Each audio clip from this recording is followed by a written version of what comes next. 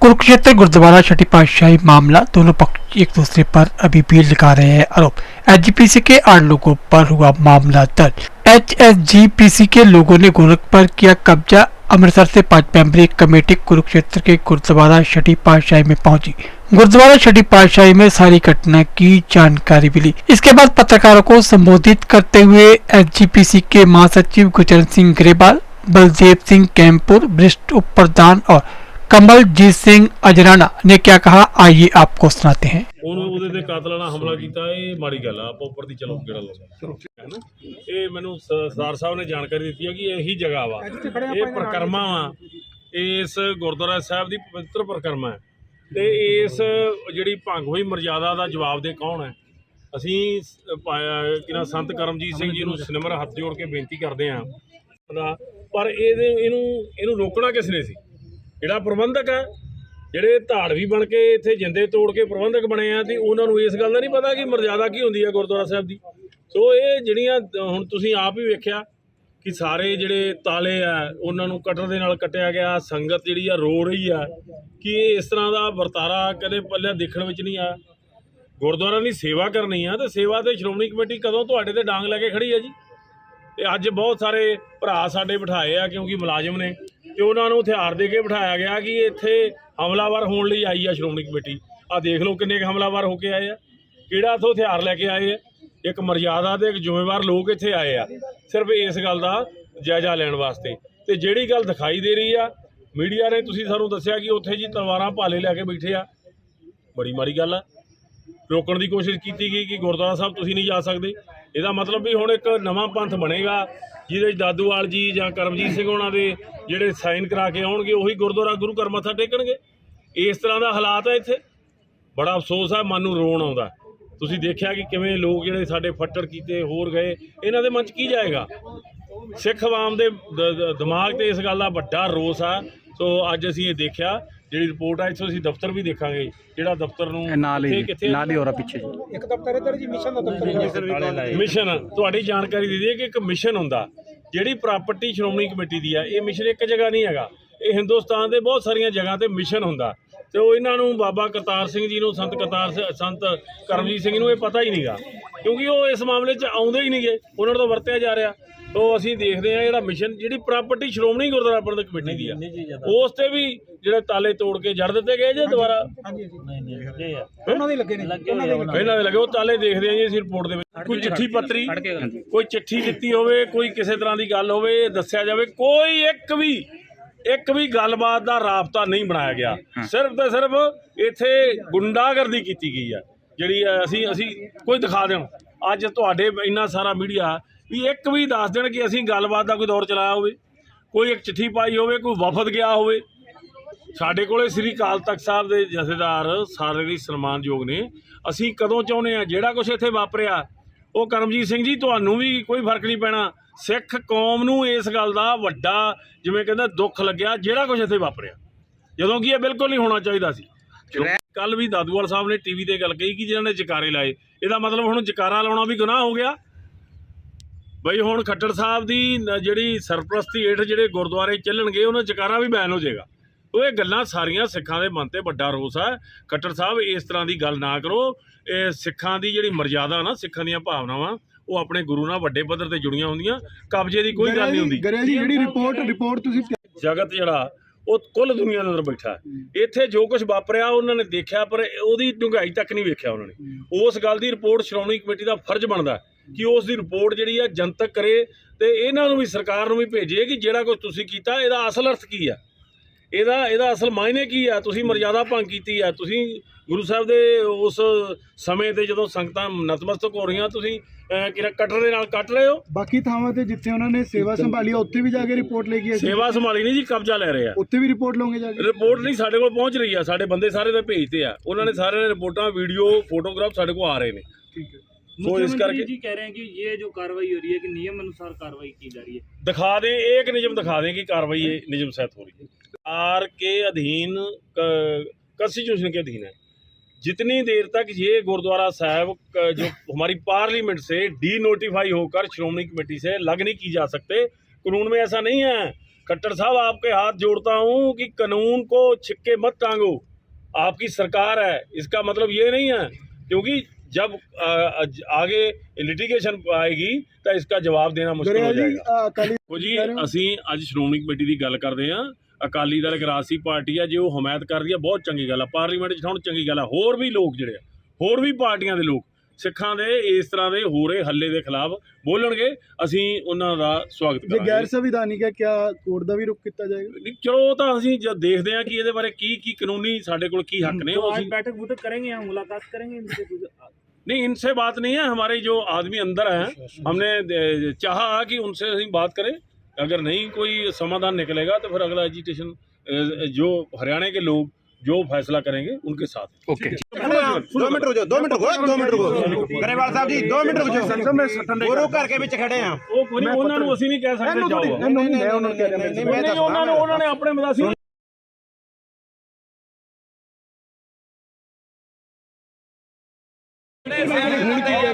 ਹੁਣ ਤੇ ਕਹਿ ਰਿਹਾ ਮੇਰਾ ਮੋੜੀ ਪਿੰਡ ਜਦੋਂ ਮਰਜ਼ੀ ਤੈਨੂੰ ਮੈਂ ਦੇਖ ਲਾਂਗਾ। ਮੈਂ ਵੀ ਕਹਤਾ ਕੋਈ ਮੇਰਾ ਵੀ ਪਿੰਡ ਵੀ ਆ ਜਾ, ਤੂੰ ਅੱਜ ਨਹੀਂ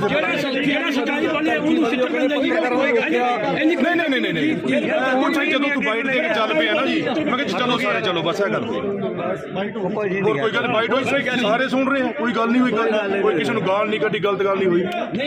ਉਹ ਉਲਟਾ ਮੈਨੂੰ ਮੰਗਾ ਰਿਹਾ ਜੀ ਮੇਰਾ ਮੋੜੀ ਪਿੰਡ ਹੈ ਜੀ, ਛਾਤੀ ਆ ਕੇ ਜਦੋਂ ਮਰਜ਼ੀ ਆ ਜੀ। ਸ਼ੋਸ਼ਾ ਬਣਾਉਣਾ ਚਾਹੁੰਦੇ ਆ ਹੋਰ ਕੋਈ ਗੱਲ ਮਹਾਰਾਜ, ਮੈਂ ਅੰਦਰ ਆਹੀ ਲੜਾਈ ਚੱਲ ਰਹੀ ਤੇ ਫਿਰ ਦੁਬਾਰਾ ਇਹ ਚਾਹੁੰਦੇ ਵੀ ਕੋਈ ਬੰਦਾ ਹੋਵੇ ਬਸ। ਜਿਹੜਾ ਸੱਚਾਈ ਬੋਲਦਾ ਇੱਥੇ ਜਿੰਦਾ ਕਿੱਥੇ ਲਾਇਆ ਜਿਹੜਾ ਇੱਕ ਆ ਦਫ਼ਤਰ ਉਹਨਾਂ ਦਾ ਸਭ ਆਫਿਸ ਸ਼੍ਰੋਮਣੀ ਕਮੇਟੀ ਦਾ ਵਿਅਕਤੀ ਹੈ ਜੀ ਆਪਣਾ, ਉਹਨੂੰ ਵੀ ਇਹਨਾਂ ਨੂੰ ਤਾਲਾ ਲਾਉਂਦਾ। ਇੱਥੇ ਜਿੰਦਾ ਕਿੱਥੇ ਅੰਦਰ ਲਾਤਾ ਉਹਨੇ, ਉੱਪਰ ਅੰਦਰ ਪੱਟ ਕੇ ਆਪਣਾ ਲਾ ਦਿੱਤਾ। ਅੱਛਾ, ਅੰਦਰ ਫਿਰ ਬੜੀਆ ਸਾਹਿਬ ਕਿੱਥੇ ਸਾਡੇ ਇਹ ਜਿਹੜਾ ਦਫ਼ਤਰ ਹੈ ਨਾ ਜੀ, ਇਹ ਸ਼੍ਰੋਮਣੀ ਗੁਰਦੁਆਰਾ ਪ੍ਰਬੰਧਕ ਕਮੇਟੀ ਦਾ ਮਿਸ਼ਨ ਹੈ। ਮਿਸ਼ਨ ਸਾਰੇ ਹਿੰਦੁਸਤਾਨ 'ਚ ਵੱਖੋ ਵੱਖਰੇ ਨੇ। ਇਹ ਮਿਸ਼ਨ, ਇਹ ਪ੍ਰਾਪਰਟੀ ਜਿਹੜੀ ਸ਼੍ਰੋਮਣੀ ਗੁਰਦੁਆਰਾ ਪ੍ਰਬੰਧਕ ਕਮੇਟੀ ਦੀ ਆ, ਇਹਨੂੰ ਤਾਲਾ ਤੋੜ ਕੇ ਇੱਥੇ ਆਪਣਾ ਤਾਲਾ ਉਹਨਾਂ ਨੇ ਲਾਤਾ। ਜਿਹੜਾ ਦੂਸਰਾ ਉਧਰਲੇ ਪਾਸੇ ਉੱਥੇ ਸੀਲ ਲਾ ਗਏ ਨੇ।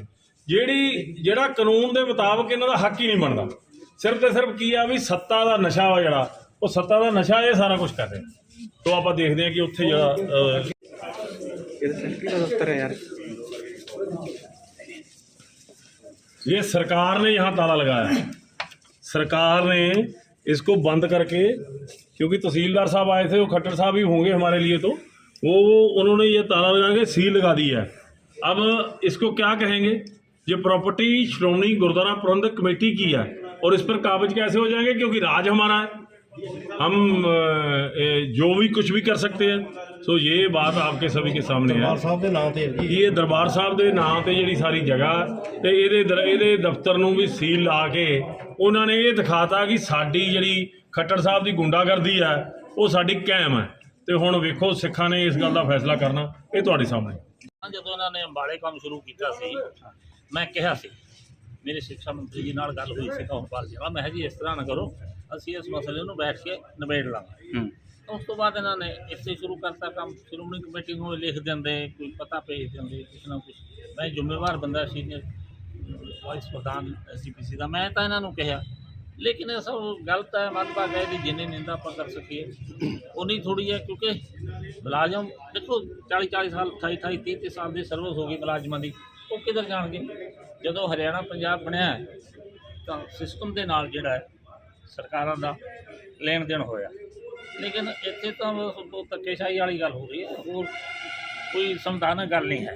कैंपुर साहब तुसी सारी रिपोर्ट बना के SGPC ਨੂੰ ਸੌਂਪੋਗੇ, ਹਾਈ ਕਮਾਂਡ ਨੂੰ ਸੌਂਪੋਗੇ? ਅਸੀਂ SGPC ਨੂੰ ਤਾਂ ਸੌਂਪਾਂਗੇ ਜੀ, ਨਾਲ ਅਸੀਂ ਅਕਾਲ ਤਖਤ ਸਾਹਿਬ ਦੇ ਜਥੇਦਾਰ ਜਿਹੜੇ ਹੈਗੇ ਆ, ਕਿਉਂਕਿ ਇਹ ਧਾਰਮਿਕ ਮਸਲਾ ਹੈ, ਉਹਨਾਂ ਨੂੰ ਵੀ ਇਹ ਰਿਪੋਰਟ ਦੇਵਾਂਗੇ ਵੀ ਇਹ ਜੋ ਕੁਛ ਕੀਤਾ ਇਹਨਾਂ ਨੇ ਗਲਤ ਕੀਤਾ। ਇਹ ਉਹੀ ਮਸਲਾ ਜਿਹੜਾ ਹੈ, ਇਹ ਜੇ 10 ਦਿਨ 15 ਦਿਨ ਪਹਿਲਾਂ ਆਪਣਾ ਵਫਦ ਲੈ ਕੇ ਸ਼੍ਰੋਮਣੀ ਕਮੇਟੀ ਨੂੰ ਜਾਂ ਸਿੰਘ ਸਾਹਿਬ ਨੂੰ ਵਿੱਚ ਇਨਵੋਲਵ ਕਰਕੇ ਕਰਦੇ। ਅਤੇ ਦੂਜੀ ਗੱਲ ਇਹ ਹੈ ਕਿ ਤੁਸੀਂ ਸੰਵਿਧਾਨਕ ਗੱਲ ਦੇਖ ਵੀ ਲਈ ਹੈ ਕਿ ਉਹ ਫੈਸਲਾ ਜਿਹੜਾ ਹੈ ਸੁਪਰੀਮ ਕੋਰਟ ਨੇ ਦਿੱਤਾ ਹੈ, ਉਹਨੇ ਉਹ ਜਿਹੜੀ 1914 ਦੀ ਰਿਪੋਰਟ ਹੈ, ਜਿਹੜਾ ਕਾਨੂੰਨ ਉਹਨੂੰ ਇਹ ਕਿਹਾ ਕਿ ਉਹ ਠੀਕ ਹੈ।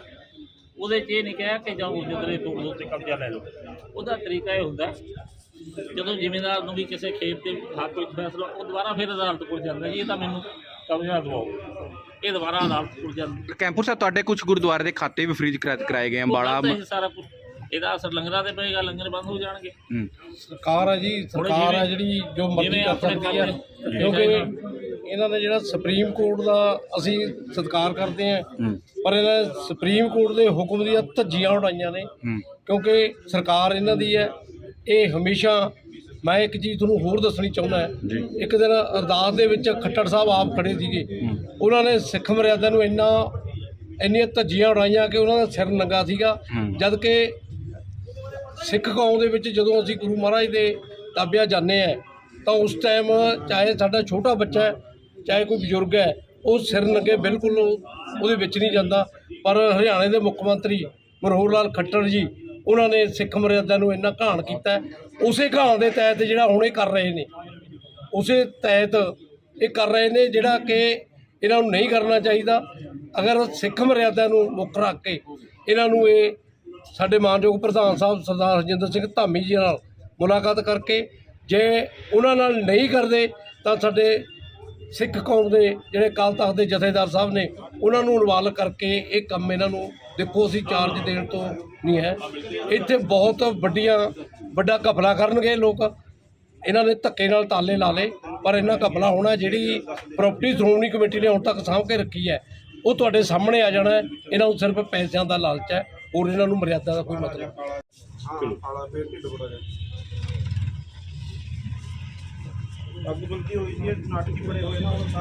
ये हम जो वो आए हैं हम उनका स्वागत करते हैं। जो आरोप लगाए हैं, जो उन्होंने अपने आदमी भेजे और ये कार्रवाई की, तो उसको उन्होंने साबित कर दिया कि वो गलत हुआ। उन्हीं के आदमियों ने आके काम किया और आज उसी के लिए वो कह रहे हैं कि वो गलत हुआ।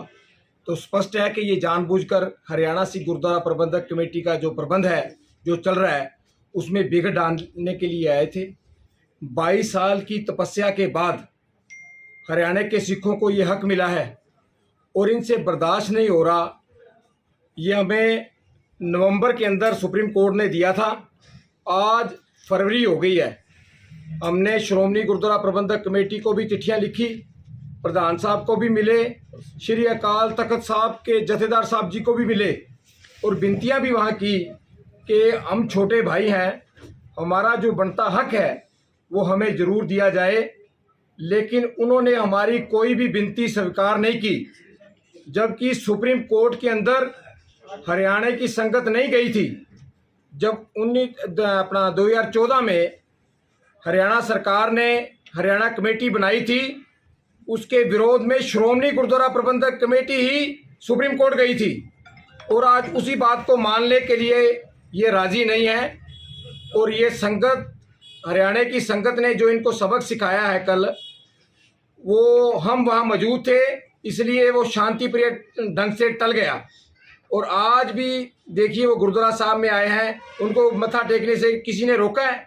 आप भी यहाँ थे, हमारे पास से निकल कर गए हैं और वहाँ मत्था टेक कर आए हैं। अगर गुरु घर में इसी प्रकार से जब मर्जी वो आए, मत्था टेकें। और जो प्रबंध है वो हरियाणा सिख गुरुद्वारा प्रबंधक कमेटी का है, हरियाणा को सिखों का है, ये अब इन्हें मान लेना चाहिए। तो आज जैसे दादूवाल साहब, महंत बाबा करमजीत जी कैथल गए, वहाँ की भी सेवा संभाली, दमतान साहब के, तो आगे क्या जो 52 गुरुद्वारे उनकी सभी की सेवा संभाली जाएगी? बिल्कुल, सभी की सेवा संभाल ली जाएगी। 7 में से 4 की संभाल ली गई है, 3 गुरुद्वारा साहब सिर्फ रह गए हैं और उसकी भी जल्द ही जैसे हमारा एग्जेक्टिव बॉडी की मीटिंग के बाद तय होता है कि जैसे जैसे हमने रणनीति के तहत हमने संभालनी है, वो जल्दी सारी संभाल कर हरियाणा के सिखों को दे दी जाएगी। गल बड़ी सिंपल है कि हरियाणा की गुरुद्वारा प्रबंधक कमेटी का प्रबंध पार्लीमेंट ने 1966 में हरियाणा के सिखों को दिता सी। ये 1966 तो लग के अज तक नाजायज़ काबज है। जिहड़ा नाजायज़ काबज होता है उन्होंने कोलों जो कब्जा सुप्रीम कोर्ट के आदेशों के तहत लिया गया, तो वो पढ़े लिखे सियाने बंदे ने, जो उन्होंने समझ होती कि कानून की होता, सुप्रीम कोर्ट की होती है, सुप्रीम कोर्ट के अगे साड़ी कोई अथॉरिटी नहीं की, तो उन्होंने अपनी कोई तहजीब याफ्ता गल नहीं की। उन्होंने सिद्ध किया अजे भी कि असी जे पंजाब दे विच डंडे नाल पंचायत के इलैक्शन, असैंबली के इलैक्शन जित सकते हैं, तो इत्थे हरियाणे दे विच भी असी डंडे नाल शायद इत्थे काबज रह सकीए। कि हरियाणे के सिखां का उन्होंने पता नहीं, उन्होंने ये पता होना चाहिए है ਕਿ ਇਹ ਜਿਹੜੇ 5 ਮੈਂਬਰੀ ਕਮੇਟੀ ਆਈ ਹੈ ਇਹ ਤਾਂ ਬਹੁਤ ਛੋਟੀ ਚੀਜ਼ ਹੈ। ਹਰਿਆਣੇ ਦੇ ਸਿੱਖਾਂ ਨੇ ਸਰਦਾਰ ਪ੍ਰਕਾਸ਼ ਸਿੰਘ ਬਾਦਲ ਜਿੰਦਾ ਹਿੰਦੁਸਤਾਨ ਦੇ ਇੱਕ ਸਿਰੇ ਤੋਂ ਲੱਗ ਕੇ ਅਖੀਰਲੇ ਸਿਰੇ ਤੱਕ ਤੂਤੀ ਬੋਲਦੀ ਸੀਗੀ, ਉਹਨਾਂ ਨੂੰ ਹਰਿਆਣੇ ਦੇ ਸਿੱਖਾਂ ਨੇ ਉਹਨੂੰ ਇਹ ਸਾਥ ਤੀਕਰ ਠਲਕਾ ਪਾ ਕੇ ਰੱਖ ਦਿੱਤੀ ਹੈ ਕਿ ਉਹ ਘੱਗਰੋਂ ਪਾਰ ਉਹਦੀ ਕੋਈ ਕਿਸੇ ਕਿਸਮ ਦੀ ਕੋਈ ਭੁਗਤ ਨਹੀਂ, ਉਹਨਾਂ ਨੂੰ ਅਸੀਂ ਜ਼ੀਰੋ ਕਰਕੇ ਰੱਖ ਦਿੱਤਾ ਹੈ। ਇਹ ਜੋ ਕੁਝ ਹੋਇਆ ਸੁਪਰੀਮ ਕੋਰਟ ਦੇ ਆਦੇਸ਼ਾਂ ਦੇ ਤਹਿਤ ਹੋਇਆ ਔਰ ਜਿਹੜਾ ਅਸੈਂਬਲੀ ਨੇ ਬਿੱਲ ਪਾਸ ਕੀਤਾ ਸੀ, ਅਸੈਂਬਲੀ ਤੋਂ ਵੱਡਾ ਕੋਈ ਨਹੀਂ, ਅਸੈਂਬਲੀ ਨੇ ਬਿੱਲ ਪਾਸ ਕੀਤਾ, ਸੁਪਰੀਮ ਕੋਰਟ ਨੇ ਉਹਨੂੰ ਵਾਜਬ ਠਹਿਰਾ ਦਿੱਤਾ ਤੇ ਹਰਿਆਣੇ ਦੇ ਸਿੱਖਾਂ ਨੂੰ ਉਹਨਾਂ ਦਾ ਹੱਕ ਮਿਲ ਗਿਆ। Thank so this is all. You.